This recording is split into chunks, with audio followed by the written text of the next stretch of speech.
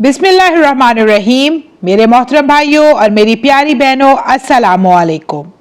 हम में से हर शख्स की ज़िंदगी में कोई ना कोई ख्वाहिश ऐसी ज़रूर होती है जिसके लिए वो अल्लाह ताला के सामने बार बार हाथ उठाता है। कोई रिस्क के लिए दुआ करता है, कोई औलाद के लिए, कोई सेहत के लिए, कोई परेशानी से निजात के लिए, कोई अपने घर में सुकून के लिए अल्लाह से दुआ मांगता है।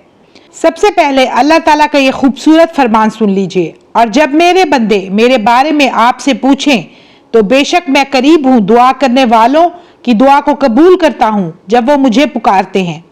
आज की वीडियो में हम दुआ के आदाब के बारे में बात करेंगे। जब हम दुआ करना शुरू करते हैं तो सबसे पहले हमें अल्लाह ताला की हम्दो सना करनी चाहिए। नबी करीम सल्लल्लाहु अलैहि वसल्लम ने एक शख्स को दुआ करते हुए सुना। उसने अल्लाह ताला की हम्दो सना बयान किए बगैर और आप पर दरूद भेजे बगैर दुआ शुरू कर दी।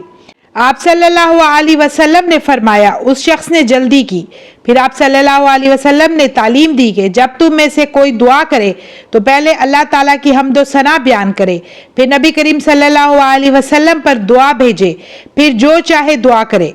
दुआ मांगने का सही तरीका ये है कि सबसे पहले अल्लाह ताला की हम्दो सना बयान करें, फिर नबी करीम सल्लल्लाहु अलैहि वसल्लम पर दरूद भेजें, आजी और तवज्जो के साथ दुआ करें।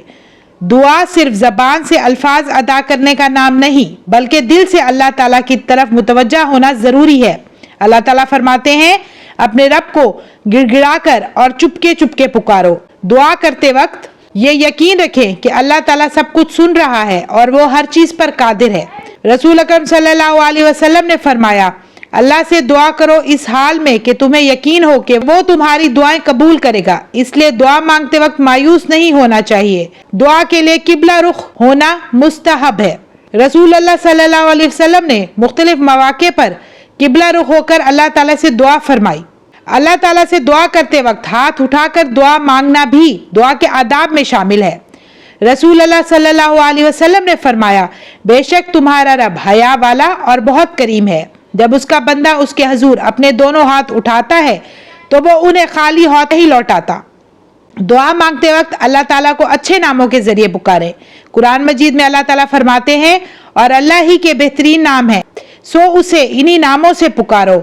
हराम कमाई और हराम ग़िज़ा से बचें। ये दुआ की कबूलियत के लिए नहायत अहम है।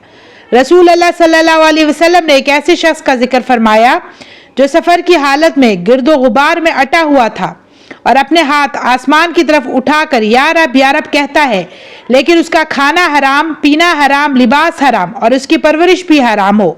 तो फरमाया, फिर इसकी दुआ कैसे कबूल हो? लिहाजा हलाल रिस्क कमाना और हराम से बचना चाहिए। एक बात याद रखें, कभी अल्लाह ताला हमारी मांगी हुई चीज़ें हमें अता फरमा देता है और कभी उस दुआ का अज्र आखिरत के लिए महफूज फरमा देता है।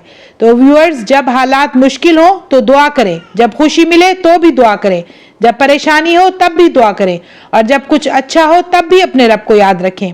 आखिर में मेरी अल्लाह से ये दुआ है कि वो हम सब की जायज़ हाजात को कबूल फरमाए। आमीन या रब्बल आलमीन। तो व्यूअर्स, मुझे दीजिए इजाज़त।